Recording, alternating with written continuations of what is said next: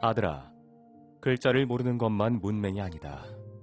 경제 지식이 없으면 말 그대로 까막눈이다. 아버지처럼 쉬지 않고 일했는데도 살기가 더욱 힘들어지는 데는 다 이유가 있다. 그러니 자본주의의 굴레에 빠지지 않으려면 제발 경제 공부해라. 아들아, 전문가들은 너희에게 복잡한 지식을 가르친다. 그렇게 복잡하게 가르쳐야 오래 가르치고 밥벌이를 할 수 있기 때문이다. 본질은 생각보다 단순하다. 배움에 있어서 중요한 건 목적이란다. 목적을 가지는 것, 그 하나만으로도 배움의 깊이가 달라진다. 1. 품위 유지비에 돈을 쓰지 마라. 아들아, 보통 집에서 큰돈이 움직이는 건 세 가지가 있다. 첫째가 집이고, 둘째가 교육비이고, 셋째가 자동차이다. 집과 교육비는 건드릴 수 없는 절대 비용이라 치더라도 자동차 구매만큼은 신중해야 한다. 너도 알다시피 나는 2004년식 스포티지를 타고 다닌다. 지금 17년째 타고 있으며 오늘까지 주행거리가 25만 7,648km다. 아버지는 가끔 지인들과 골프를 친다. 도저히 거절할 수 없는 경우에만 간다. 그때마다 느낀다. 아버지의 자동차를 대하는 사람들의 눈빛을 말이다.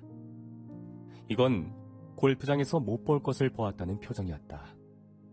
그들은 아버지를 자동차로 판단하고 있었다.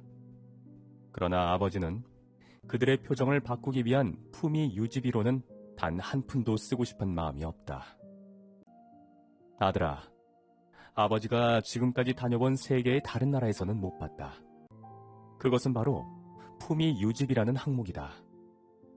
이상하게 우리나라에만 있는 독특한 비용이었다.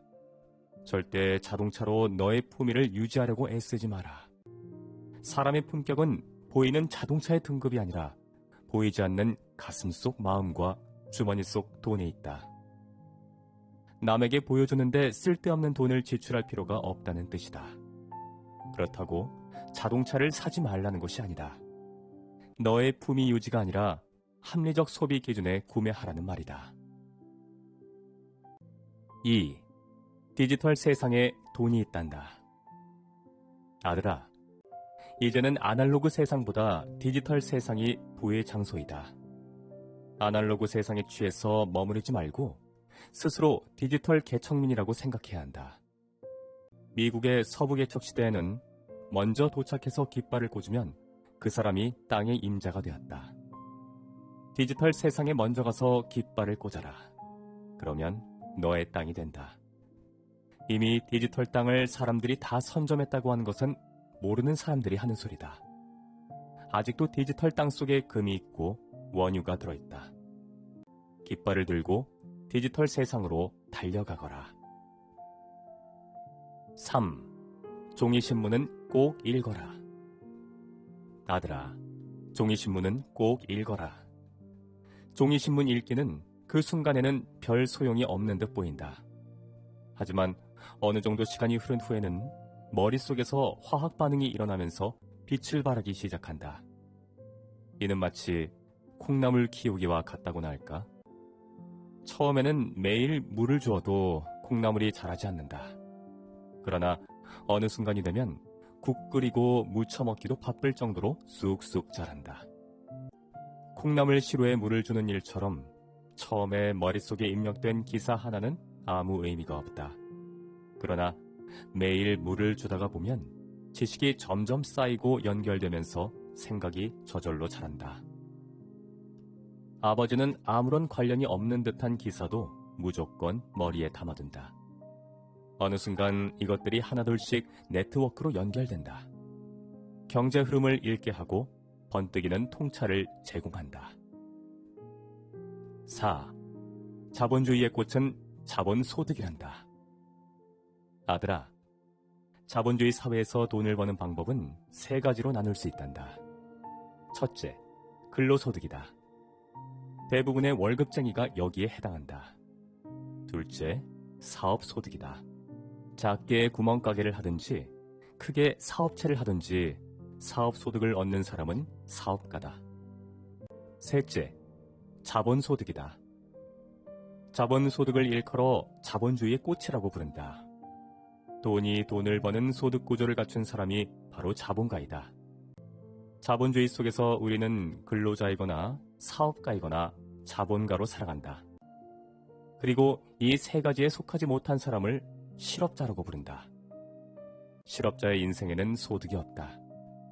자본주의 사회에서 소득 없는 삶은 정말 힘들고 고달프다. 아들아, 경제 공부를 하는 근본적인 이유는 소득이 일어나는 과정을 알아가기 위함이다. 소득을 단순히 돈을 번다는 개념으로만 이해하는 것이 아닌 근로소득, 사업소득, 자본소득으로 나누어 개별적인 개념을 구체화해야 한다. 한쪽에 파묻혀서 다른 소득의 특징을 놓치는 우를 범하지 않길 바란다. 아버지는 너무 오랫동안 근로소득이 최고인 줄 알고 그 속에 매몰되어 있었다. 그래서 너만은 노동자의 삶에서 벗어나 자본가의 삶을 살아가길 바란다. 5. 금에 투자하라. 아들아, 금은 이제 자산이다. 땅이 이동 불가능한 안전자산이라면 금은 이동 가능한 안전자산이다. 이동 가능한 안전자산으로서 금의 가치를 발견하면 경제 공부가 깊어진다. 아들아, 금에 투자해야 한다.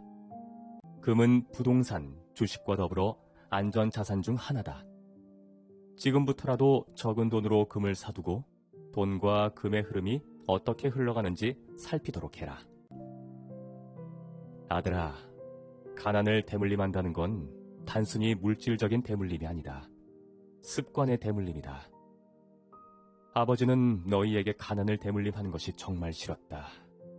50이 넘어서 술과 담배를 철저하게 끊은 이유가 여기에 있다.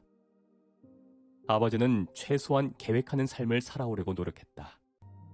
아버지의 지난 25년은 반지하의 굽굽한 지린내가 가족의 몸에 배지 않게 하려는 고투였다.